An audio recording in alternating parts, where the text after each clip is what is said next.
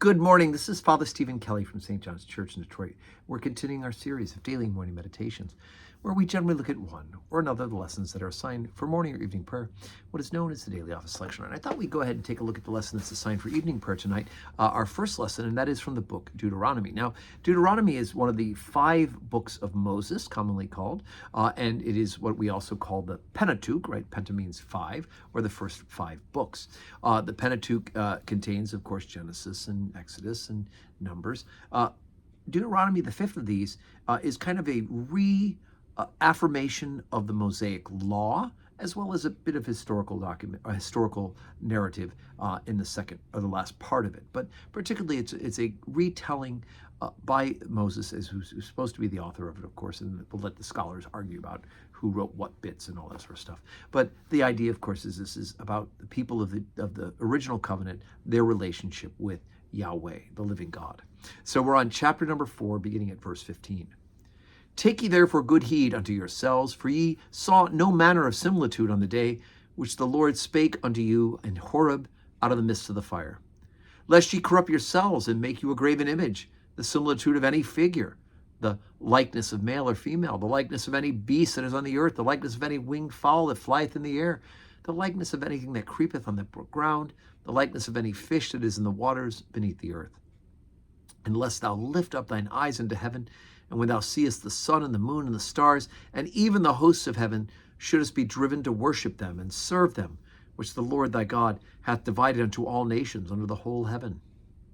But the Lord hath taken you, and brought you forth out of the iron furnace, even out of Egypt, to be unto him a people of inheritance, as ye are this day.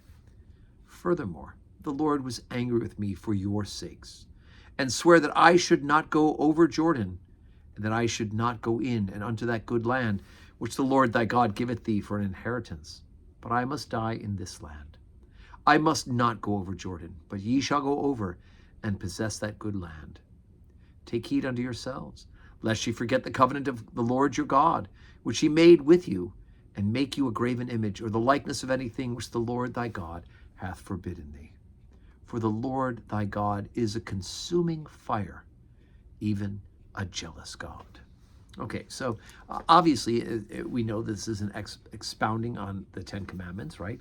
Thou shalt not make any graven images for yourself, and thou shalt not fall down and worship them. Now, of course, the issue comes up with of course, where we do have now in the church, because of Jesus Christ being incarnate, we do have known as the veneration of images, whether they be icons or they be statues. Now, make a note, we don't worship them. They're not God, right? The people of Israel, right after they escaped from Egypt in Horeb, they ended up making a calf, and they worship the calf as if it is God. And Moses brings that up in this particular soliloquy that he's giving. He also talks about that we can't worship the sun and the moon, and plenty of pagan people and pagan deities were based on the stars and the moon. So why is it that we have icons, statues, right? We have our Lord Jesus Christ, an image of him on the crucifix there as a reminder of the price that he paid for us. Well, because we don't worship that crucifix. That's not God. It's an image of the person of God, Jesus Christ, the second person of the Trinity, who took flesh and dwelt among us. But we don't worship that. That's not God. Jesus is God. That's a wonderful reminder. And so it is, we use these things not as we are forbidden to make these graven images in order to worship them as God, right? That's exactly how the church has always interpreted it. We are grateful and thankful. There have been times where people have gotten off of track and they've lost that sense of the ability to distinguish such things. And thankfully the church has, for the most part, recovered from such things. But we look at a beautiful picture of Jesus, and we know that that picture is not Jesus. But we look at it and we thank God for the gift of what Jesus Christ did for us. We see a wonderful statue of St. John Vianney, the Curé d'Ars, which is over my shoulder there, right? That way. And that's not God. And I don't worship that statue of St. John Vianney. But it is a wonderful reminder of me of the type of priesthood that I am called to, right? And we thank God for that. So anyway, today is Tuesday. I hope that's helpful.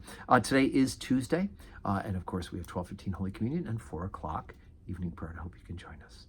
And may God grant you a Tuesday that is full of blessings.